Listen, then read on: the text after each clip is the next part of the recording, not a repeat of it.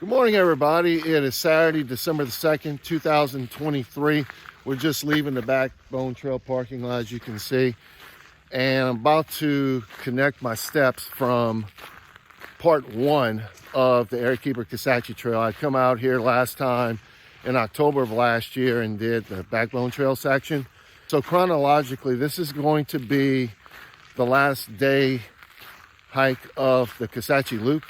However, this is officially part two. So if you're watching the Airkeeper Kisatchie Trail playlist, you'll be able to see this one following the Backbone Trail from October of last year. So today we're going to be hiking about 11.5 miles. It's mainly going to be on the Sandstone Trail. And I'm going to go ahead and connect my footsteps here in a second and show you where we're going to get started up for today. All right, just connected my footsteps from last time. And what we're going to do is we're going to take a very short walk down the Lonely Vista Byway and hang right onto the Sandstone Trail.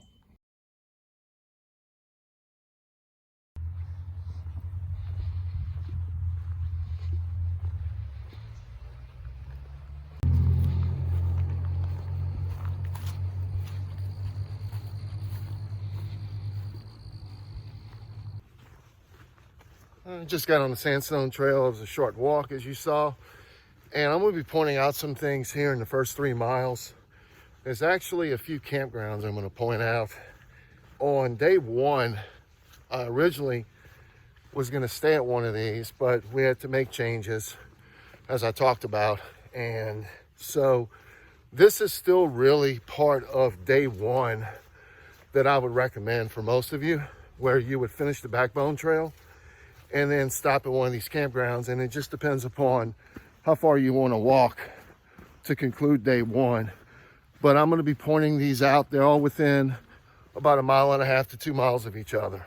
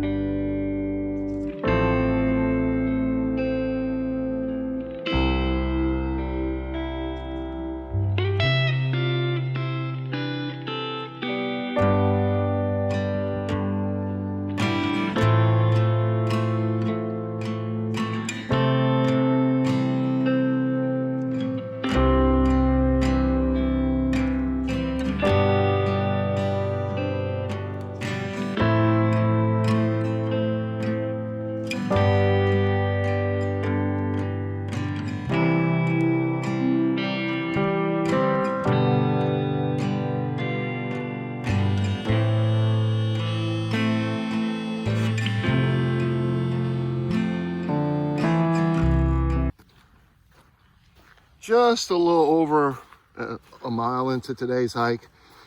This is, if you go left, that takes you back to the Lonely Vista Byway. There's the trail. If you turn right, this is going to take you to the Coyote Camp. And you can see the sign for it right there. I'm not sure about running water, but they probably have it. There's vault toilets. It's a wide open area. But really, this would be the first campsite you can start looking for if you're traveling in the same direction that I'm traveling this trail after you wrap up the Backbone. But we're going to keep going down here, and within about another mile or so, we should start running into the next 2 campgrounds.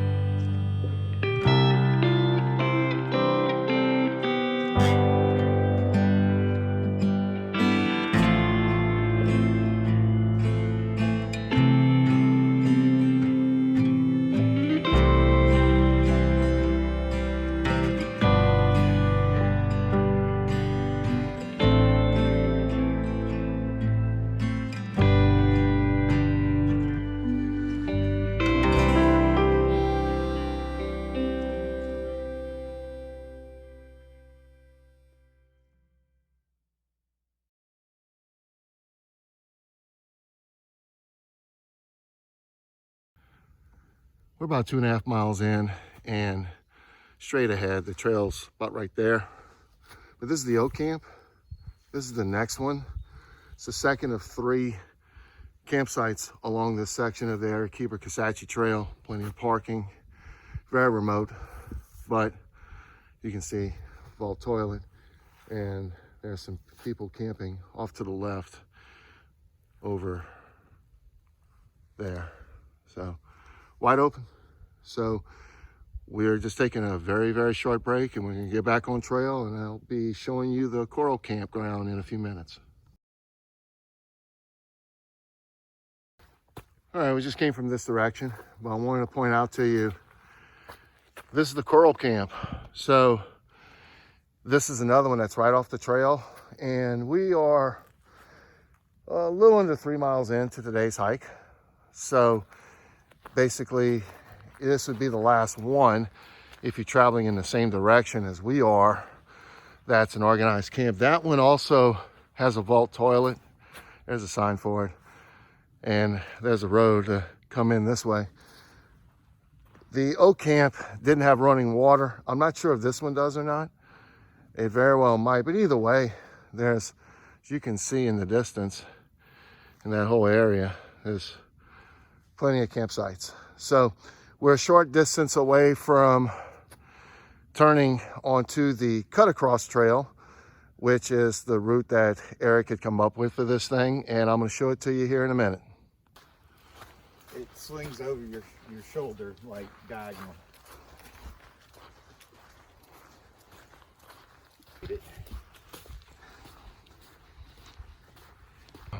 We've now come up to the junction of the cut across trail and the sandstone trail.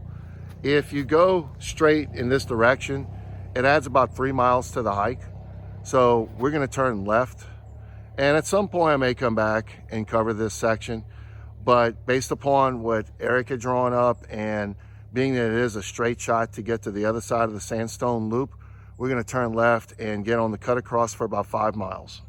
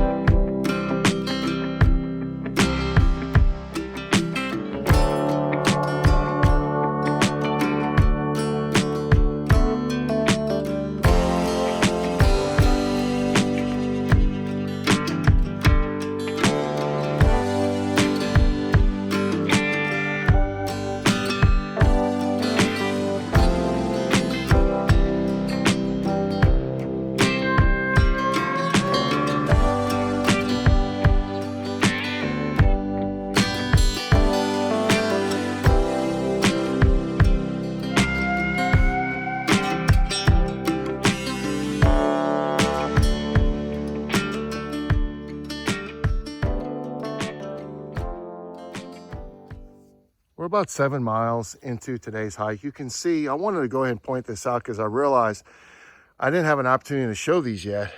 There's an actual water source. You can see where the water's over the trail. They had a good little amount of rainfall last night. It had been a while. It's been very dry out here. So there wasn't many of these that I've spotted, but you can see pretty clear water. If you go over here, you could filter that out. And we're gonna walk now about another, I guess, 30 minutes or so, take a short break, and give you my thoughts so far on this first half of the hike. Just finished up a short break. We're actually about 5.5 to 6 miles in. It's kind of hard for me to gauge because my app's not pulling all the data. I'd mentioned 7.5 a minute ago, but it wasn't that far. Either way, we're about halfway done. I just wanted to mention that you've probably seen it in a couple of the videos. It is wet in a lot of spots today. There was a thunderstorm, I think, that came through either last night or early this morning. But the thing about the Sandstone Trail section of this Heber Kisatchie Trail, either it's dry and it's real sandy, And so it's a little harder to walk on, and you're gonna end up probably getting a lot of sand in your boots. Or it's compact from the rain, but then you're gonna hit a lot of puddles. So there's really no happy medium on something like this, but it is a very pleasant walk so far. A lot of views like I've shown you so far in this video. I'm gonna show you some more, but we're about almost halfway through the cut across trail section of today's hike. And as we get closer to getting back to the main part of the sandstone, I'll show that to you for sure.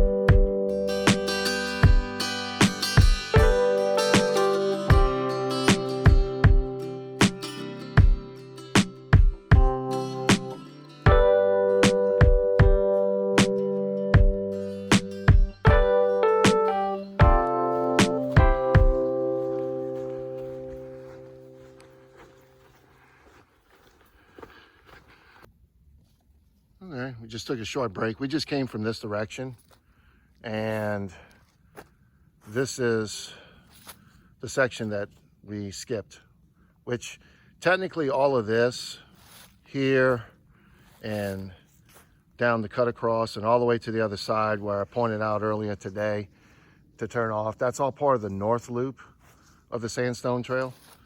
And so now we're turning left, and we're gonna go now this way for about another 2.5 miles to finish up our hike for today.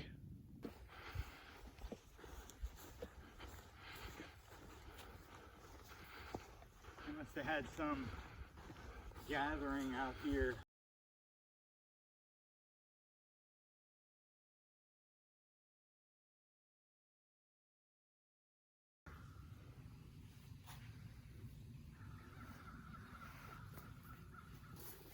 First real water crossing of the day, and we're just gonna skirt around this. Nothing to it, but might as well go ahead and point it out now. Another nice water source, and we're a little less than 2 miles from the end of today's hike.